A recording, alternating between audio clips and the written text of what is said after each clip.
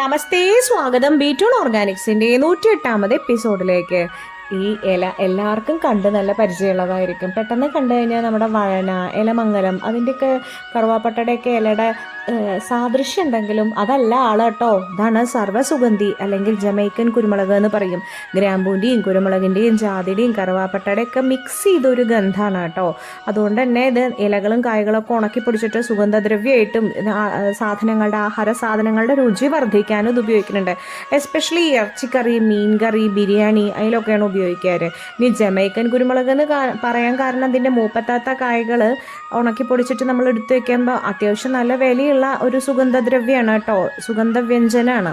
പിന്നെ അത് അങ്ങനെ കുരുമുളകിനെ പോലെയുള്ള കൊലകൊലകളായിട്ടാണ് ഉണ്ടാവുന്നത്. അതുകൊണ്ടാണ് അതിനെ ജമൈക്കൻ കുരുമുളക് എന്നും കൂടിയും പറയുന്നത്. ഇലകളിൽ നിന്ന് വേർതിരിച്ചെടുക്കുന്ന തൈലം കൊണ്ട് സോപ്പ് ഉണ്ടാക്കുന്നുണ്ട്, പെർഫ്യൂംസിൽ യൂസ് ചെയ്യുന്നുണ്ട്, കോസ്മെറ്റിക്സിലും പേസ്റ്റിൻ്റെ രുചി കൂടാനും ഉപയോഗിക്കുന്നുണ്ട്.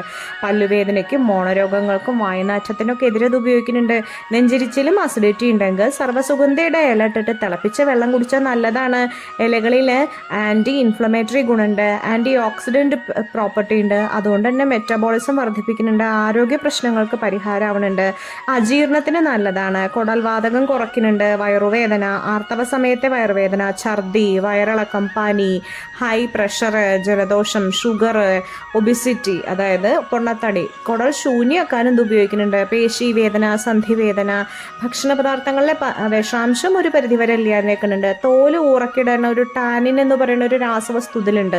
അതുകൊണ്ട് തന്നെ ഇതിൻ്റെ അതിൽ നിന്ന് എടുക്കുന്ന ടാനിൻ അതിന് ഉപയോഗിക്കുന്നുണ്ട്. പിന്നെ ഇതിൻ്റെ തടി അത്യാവശ്യം ബലമുള്ളതാണ്. അതുകൊണ്ട് തന്നെ കൊടക്കാലിന് 3 വടിക്കൊക്കെ ഉപയോഗിക്കുന്നുണ്ട്. തിളപ്പിച്ചിട്ട് 6 നേരം 2 ഗ്ലാസ് വെള്ളം വീതം കുടിച്ചു കഴിഞ്ഞാൽ മൂത്രത്തിൽ കല്ല് വരില്ല. രസം ഉണ്ടാക്കുമ്പോൾ അതിലിടാം, ദാഹശമനിക്ക് ഉപയോഗിക്കാം, ലൈം ജ്യൂസിന് ഉപയോഗിക്കാം, പുട്ടാക്കുമ്പോൾ ടോക്കും അസല.